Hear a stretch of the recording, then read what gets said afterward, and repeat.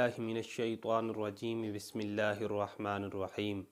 معزز سامعین و حاضرین، السلام علیکم ورحمۃ اللہ وبرکاتہ۔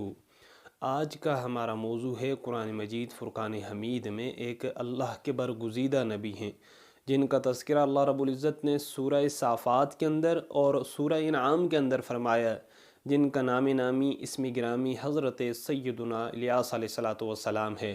اللہ اکبر! یہ حضرت حزقیل علیہ الصلوۃ والسلام کے خلیفہ اور جانشین ہیں۔ بیشتر مورخین کا اس بات کا اتفاق ہے کہ حضرت الیاس علیہ الصلوۃ والسلام حضرت سیدنا ہارون علیہ الصلوۃ والسلام کی نسل میں سے ہیں، اور آپ کا نسب نامہ مورخین نے اس طرح بیان کیا ہے: الیاس بن یاسین بن فحاس بن ایزار بن حضرت سیدنا ہارون علیہ الصلوۃ والسلام۔ بیشتر مورخین اور مفسرین کا اس بات کے اوپر اتفاق ہے کہ اللہ رب العزت نے شام کی باشندوں کی ہدایت کے لیے آپ کو مبعوث فرمایا، اور بالابق نامی شہر ان کی رسالت اور ہدایت کا مرکز تھا۔ ان دونوں بالابق شہر کے اوپر ارجب نامی ایک بادشاہ وہ حکومت کیا کرتا تھا، جو ساری قوم کو بت پرستی کرنے کے اوپر مجبور کیے ہوئے تھا۔ ان لوگوں کا سب سے بڑا جو بت تھا اس کا نام بال تھا، جو سونے کا بنا ہوا تھا، جو 20 گز لمبا تھا، اور اس کے 4 چہرے تھے، اور 400 خدام اس بت کی خدمت کرنے کے اوپر مامور تھے۔ اور یہ قوم ان لوگوں کو جو اس بت کی خدمت کرنے کے اوپر مامور تھے بیٹوں کی طرح مانا کرتی تھی۔ اس بت میں سے شیطان کی آواز آیا کرتی تھی جو لوگوں کو بت پرستی اور شرک کا حکم دیا کرتی تھی۔ اس ماحول میں حضرت سیدنا الیاس علیہ الصلوۃ والسلام نے اپنی قوم کو توحید اور خدا پرستی کی دعوت دی، مگر بد نصیب قوم حضرت الیاس علیہ الصلوۃ والسلام کے اوپر ایمان نہ لائی۔ اس وقت جو اس شہر کا بادشاہ تھا جس کا نام ارجب تھا، وہ حضرت سیدنا الیاس علیہ الصلوۃ والسلام کی جان کا دشمن بن گیا۔ حضرت الیاس علیہ الصلوۃ والسلام کو قتل کرنے کا اس نے ارادہ کر لیا۔ اس مقصد کے لیے اس نے اپنے جاسوس تک چھوڑ دیے۔ ان حالات میں آپ شہر سے ہجرت فرما کے پہاڑوں کی چوٹیوں اور غاروں میں روپوش ہو گئے، اور 7 سال تک آپ نے جنگلی گھاسوں، جنگل کے پھولوں اور پھلوں کے ساتھ زندگی بسر فرمائی اور خوف و ہراس کے عالم میں رہے۔ بادشاہ نے آپ کی گرفتاری کے لیے جاسوس مقرر کر دیے، یہاں تک کہ جب آپ اپنی قوم سے نا امید ہو گئے تو آپ نے اللہ رب العزت سے دعا فرمائی: یا اللہ مجھے ان ظالموں سے نجات عطا فرما دے، یا اللہ مجھے راحت عطا فرما دے۔ تو اللہ نے جناب جبریل امی کو وحی دے کے بھیجا: جبریل جاؤ، جا کے میرے الیاس کو یہ میرا مجدہ جاں فضا سنا دو کہ فلاں دن فلاں جگہ پہ چلے جاؤ، آپ کو جو بھی سواری وہاں پہ نظر آئے اس سواری کے اوپر سوار ہو جاؤ، اور سوار ہو کے وہ سواری آپ کو آپ کی قوم کے پاس سے لے جائے گی۔ حضرت الیاس علیہ الصلوۃ والسلام مقررہ دن کے اوپر مقررہ جگہ کے اوپر جب پہنچتے ہیں تو ایک سرخ رنگ کا گھوڑا کھڑا آپ کو نظر آتا ہے۔ آپ اس پر سوار ہوتے ہیں، گھوڑا چل پڑتا ہے۔ آپ کے چچا زاد بھائی ہیں حضرت الیاس رضی اللہ تعالی عنہ، وہ آپ کو آواز دیتے ہیں، پوچھتے ہیں آپ تو جا رہے ہیں، میرے لیے کیا حکم ہے، اب میں کیا کروں؟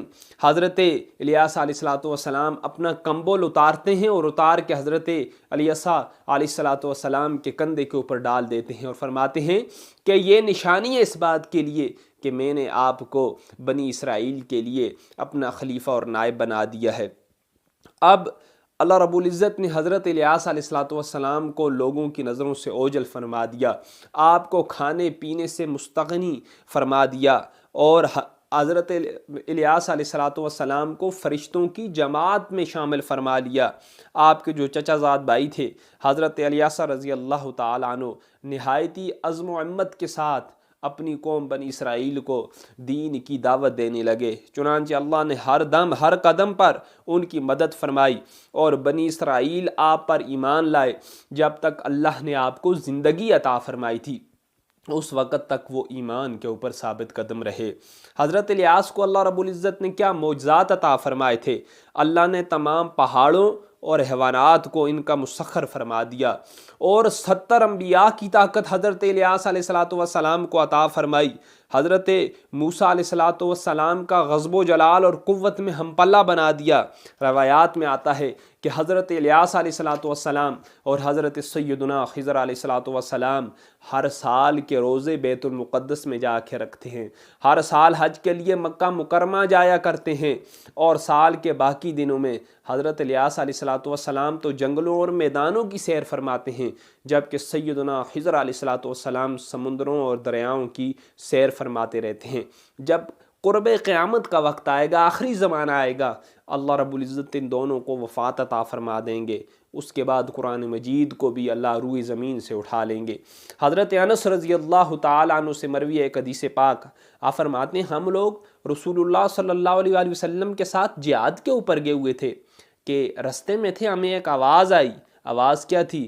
یا اللہ مجھ کو حضرت محمد مصطفیٰ صلی اللہ علیہ وآلہ وسلم کی امت میں سے بنا دے، جو امت مرحومہ اور مستجاب الدعوات ہے۔ جب حضور پاک صلی اللہ علیہ وآلہ وسلم نے یہ آواز سنی تو حضور نے فرمایا اے انس جاؤ اور جا کے اس آواز کا پتہ تو لگاؤ، یہ آواز دینے والا کون ہے؟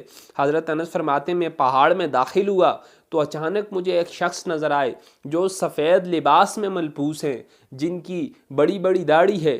جب میں ان کے پاس گیا تو انہوں نے مجھ سے پوچھا اے شخص کیا تم حضور پاک صلی اللہ علیہ وآلہ وسلم کے صحابی ہو؟ میں نے عرض کی ہاں جی میں رسول پاک صلی اللہ علیہ وآلہ وسلم کا صحابی ہوں۔ تو انہوں نے فرمایا جا کے اپنے پیارے آقا صلی اللہ علیہ وآلہ وسلم کو میرا سلام پہنچاؤ اور کہو آپ کا بھائی الیاس علیہ السلام آپ سے ملاقات کا ارادہ رکھتے ہیں۔ چنانچہ میں نے واپس آ کر حضور سے سارا معاملہ عرض کیا تو حضور مجھے ہمراہ لے کے اس جگہ کی طرف روانہ ہوئے۔ جب ان بزرگوں کے قریب پہنچے تو میں پیچھے ہی کھڑا رہ گیا، حضور پاک آگے تشریف لے گئے، جا کے حضرت سیدنا الیاس علیہ السلام سے حضور پاک صلی اللہ علیہ وآلہ وسلم نے ملاقات فرمائی۔ دونوں صاحبان کچھ دیر تک باہم گفتگو کرتے رہے، پھر آسمان سے اللہ نے ایک دسترخوان نازل کیا۔ جب کھانے کا وقت آیا تو ان دونوں نے مجھے بھی اپنے ساتھ کھانے کے لیے بلا لیا، ہم تینوں نے مل بیٹھ کے کھانا کھایا۔ اس کے بعد جب ہم لوگ کھانے سے فارغ ہو گئے تو آسمان سے ایک بدلی آئی، وہ حضرت الیاس علیہ السلام کو اٹھا کے آسمان کی طرف واپس لے گئی اور میں ان کو سفید کپڑوں میں جاتا ہوا دیکھتا رہ گیا۔ قرآن نے کیا تذکرہ آپ کے بارے میں فرمایا؟ اللہ رب العزت نے سورہ انعام میں ارشاد فرمایا وَمِن ذُرِّيَّتِهِ دَاؤُودَ وَسُلَيْمَانَ وَأَيُّوبَ وَيُوسُفَ وَمُوسَى وَهَارُونَ وَكَذَلِكَ نَجْزِي الْمُحْسِنِينَ، اور اس کی اولاد میں سے داؤد و سلیمان اور ایوب اور یوسف اور موسیٰ اور ہارون کو ہم ایسا ہی بدلہ دیتے ہیں نیکوکاروں کو۔ وَزَكَرِيَّا وَيَحْيَا وَعِيسَى وَإِلْيَاسَ کل من الصالحین، زکریا، یحییٰ، عیسیٰ اور الیاس یہ سب قرب کے لائق ہیں۔ وَإِسْمَاعِيلَ وَالْيَسَعَ وَيُونُسَ وَلُوطًا وَكُلًّا فَضَّلْنَا عَلَى الْعَالَمِينَ، اسماعیل، یسع، یونس اور لوط کو ہم نے ہر ایک کو اس کے وقت میں سب پر فضیلت عطا فرمائی۔ یہ انبیاء کرام علیہم الصلاۃ والسلام کی عظمتیں ہیں جو قرآن نے کھول کھول کے میرے اور آپ کے لیے بیان کی ہیں۔ اللہ رب العزت کی بارگاہ میں دعا ہے اللہ تعالیٰ ان مقربین کے رستوں کے اوپر، ان مقربین نے جو شریعت لائی تھی اپنی اپنی قوم کے لیے اور آج ہمارے لیے جو شریعت محمدی ہے، اس پر ہم سب کو چلنے کی توفیق عطا فرمائے۔ وما علینا الا البلاغ۔